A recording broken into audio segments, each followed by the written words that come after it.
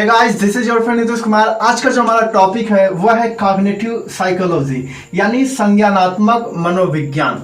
हम लोग आज इस वीडियो में कॉग्निटिव साइकोलॉजी के इंट्रोडक्शन के बारे में समझेंगे कि कॉग्निटिव साइकोलॉजी यानी संज्ञानात्मक मनोविज्ञान है क्या।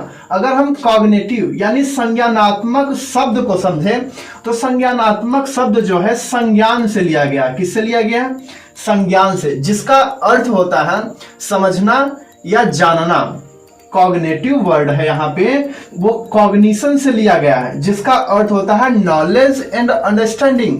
सो हम लोग कॉग्निटिव साइकोलॉजी के अंतर्गत basically attention, use of language, memory, thinking, problem solving ETC के बारे में यानी मेंटल प्रोसेस के बारे में हम लोग अध्ययन करते हैं। अटेंशन मीन्स ध्यान को, किसी भी व्यक्ति अपने अटेंशन कैपेसिटी को कैसे बढ़ा सकता है, यानी ध्यान देने की क्षमता को कैसे बढ़ा सकता है, ध्यान देने की क्षमता को कैसे सीखता है, किसी भी चीज पे वो ध्यान दे रहा है तो उसको कैसे सिखाए, यह सारी चीजें हम लोग कॉग्निटिव साइकोलॉजी के अंतर्गत समझते हैं। यूज ऑफ लैंग्वेज, कोई भी व्यक्ति है वह भाषा कहाँ से सीखता है, भाषा का उपयोग कैसे करना है और उसको कैसे और भी इम्प्रूव कर सकता है, यानी अपनी भाषा को और भी अच्छे तरीके से यूज करना कैसे सीख सकता है, इसको भी हम लोग कॉग्निटिव साइकोलॉजी के अंतर्गत समझते हैं। अब नेक्स्ट है मेमोरी। मेमोरी मीन्स स्मृति, याद रखना। कोई भी इंसान या कोई भी व्यक्ति मेमोरी यानी याद रखना कैसे सीखता है, कि किसी भी चीज को उसको याद रखना है, वह कहाँ से सीखता है और उसको और भी ज्यादा कैसे इंप्रूव कर सकता है, यानी अपनी मेमोरी कैपेसिटी को और भी ज्यादा कैसे इंप्रूव कैसे कर सकता है, उसको और भी कैसे बढ़ा सकता है ताकि चीजों को वह आसानी से याद रख सके और लंबे समय तक याद रख सके। तो इसके बारे में भी हम लोग कॉग्निटिव साइकोलॉजी के अंतर्गत डीप स्टडी करते हैं, यानी गहन अध्ययन करते हैं। नेक्स्ट है थिंकिंग। थिंकिंग क्या होता है? थिंकिंग मीन्स सोचना। इंसान सोचना कैसे सीखता है, वह कहाँ से सीखता है और भी बढ़िया तरीके से, यानी अपने थिंकिंग कैपेसिटी को और भी इंप्रूव कैसे कर सकता है, रचनात्मक तरीके से कैसे सोच सकता है, क्रिएटिव तरीके से कैसे सोच सकता है, इसके बारे में हम लोग कॉग्निटिव साइकोलॉजी के अंतर्गत अध्ययन करते हैं। नेक्स्ट है प्रॉब्लम सॉल्विंग। समस्या को सुलझाना एक प्रवृत्ति है, एक हैबिट है, समस्याओं को सुलझाना। इसको कैसे कर सकता है, कहां से कर सकता है?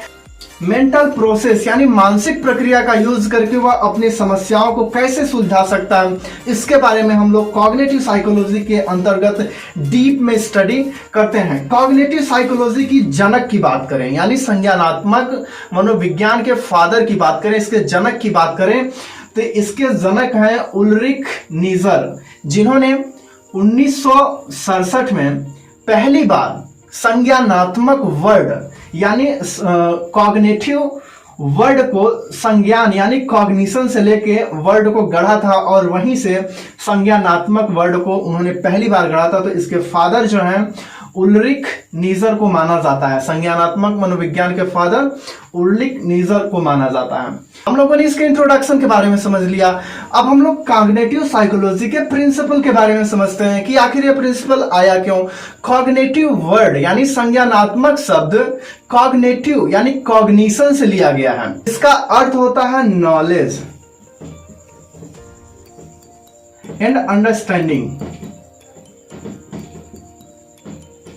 तो मतलब जानना और समझना यानी ज्ञान। तो कॉग्निटिव साइकोलॉजी यानी संज्ञानात्मक मनोविज्ञान का लक्ष्य यह है कि व्यक्ति किसी भी चीज को, जिसमें से यह आ जाता है attention, use of language, memory, thinking, problem solving, यह सारी चीजें कैसे सीखता है और उसको कैसे उपयोग में ला सकता है अपने डेली लाइफ में, इसी के बारे में हम लोग कॉग्निटिव साइकोलॉजी के अंतर्गत डीप में स्टडी करते हैं। और बेसिकली यह सीखने के पर्पज से है, लर्निंग के पर्पज से है, नॉलेज के पर्पज से और अंडरस्टैंडिंग के पर्पज से यह प्रिंसिपल आया।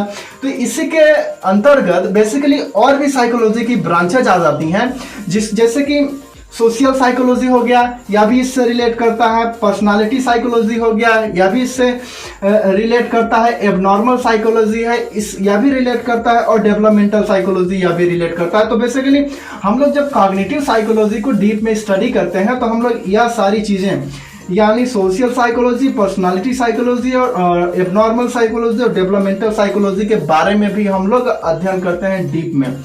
सो इंट्रोडक्शन क्या है कॉग्निटिव साइकोलॉजी का, जिसके अंतर्गत हम attention, use of language, memory, thinking, problem solving, etc के बारे में, मेंटल प्रोसेसेस यानी मानसिक प्रक्रियाओं द्वारा ये सब सारी चीजें अध्ययन करते हैं। इसके फादर कौन है?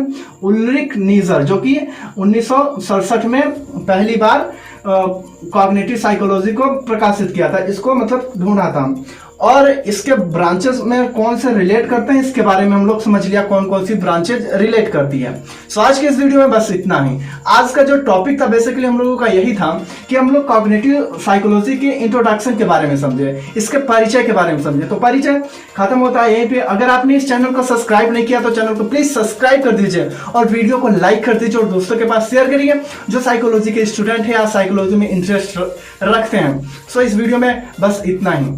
आप वीडियो को लाइक कर दीजिए क्योंकि मुझे आपके प्यार की जरूरत है। Thank you guys, keep signing. मिलते हैं अगली वीडियो में। धन्यवाद।